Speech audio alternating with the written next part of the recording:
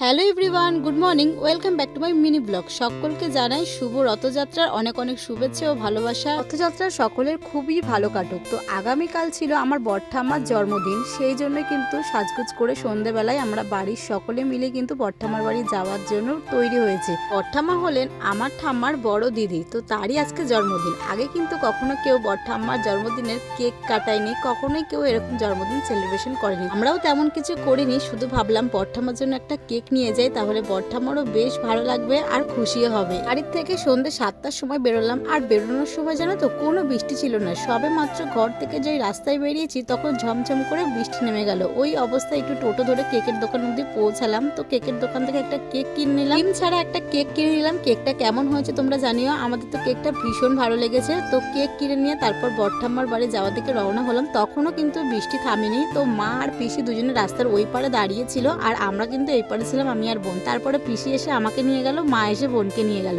এই করতে হচ্ছে রাস্তার মধ্যে। মানুষ আমরা 4জন, আর সঙ্গে রয়েছে মাত্র 2টো ছাতা। তো তারপর বৃষ্টিটা কমলো, এবার আস্তে আস্তে পৌঁছলাম আমরা বড়ঠাম্মার বাড়ির দিকে। আর আমার পিসি কিন্তু আমার বড়ঠাম্মার জন্য অনেক কিছু রান্না বান্না করেছে। পোলাও করেছে, পনির করেছে, পটল পোস্ত করেছে, তার সাথে 5 রকমের ভাজা। আর আগের দিনকার রাত্রিবেলা তো আমার ঠাম্মা বড়ঠাম্মার জন্য পায়েস বানিয়ে নিয়ে চলে গেছে। তারপর ফাইনালি আমরা বড়ঠাম্মার বাড়ি পৌঁছালাম। আর যেতে যেতে আমাদের ওই 8টা বেজে গেছিলো। রাস্তায় এত বৃষ্টি, আর বাড়ির থেকে যেহেতু অনেক দেরি করেই বেরিয়েছি 7টার দিকে। এরপর তো ঠাম্মা কেকটা দেখে অবাক হয়ে গেছে, আর বলছে তোরা এই সমস্ত কেন করেছিস? কেক দেখে তো ঠাম্মা পছন্দ করলে তোকে এসে করা কি দরকার ছিল? ওদিকে দাও। মাসি কথা বলতে নেই, ভিডিও হচ্ছে এখন, দেখো নাও তুমি পড়বা, করে অফিস টফিস যাবা, যত্ন করে রেখে দেবা না, কিন্তু তুমি পড়বা।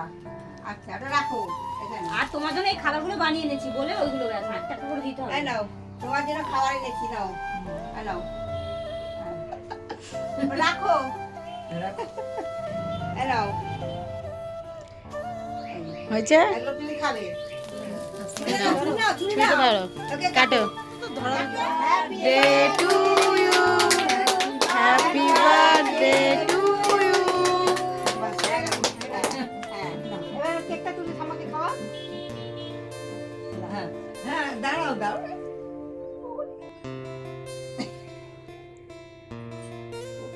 পাখাটা চালা গরম পড়ে গেছে।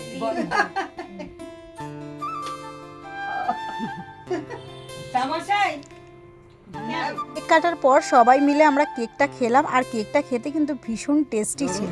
আরে দিতে হবে না, কেন ভালো করে একটু রান্না টান্না করে সবাই মিলে ভালো করে খেয়ে। দেখো ঠাম্মা আমার হাতে টাকা দিয়ে ধরিয়ে দিয়েছে। আবার কি? আবার কি? চুপ চুপ। হ্যাঁ, তুমি তো নাইটে দিয়েছো ঠাম্মা। কি হয়েছে তাতে, কি হয়েছে? থাক, তোমরা সবাই মিলে খাবে। ঠাম্মার বাড়ি এসে ঠাম্মা এখন কি খাওয়াবে? তাই মাংস ভাত খাওয়াবে, আর নাই তোমার যদি ইচ্ছা হয় তোমার রোল ফুল কিনে খেয়ে নি।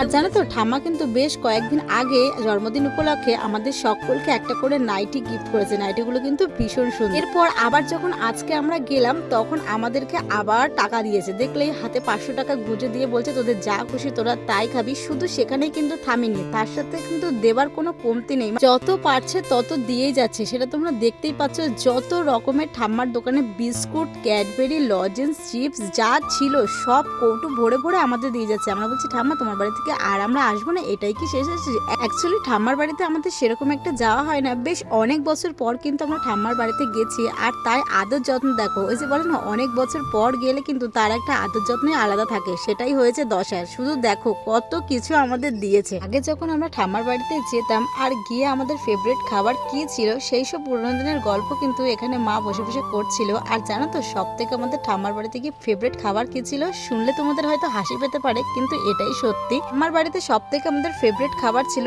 ডিম, আলু সেদ্ধ আর ভাত।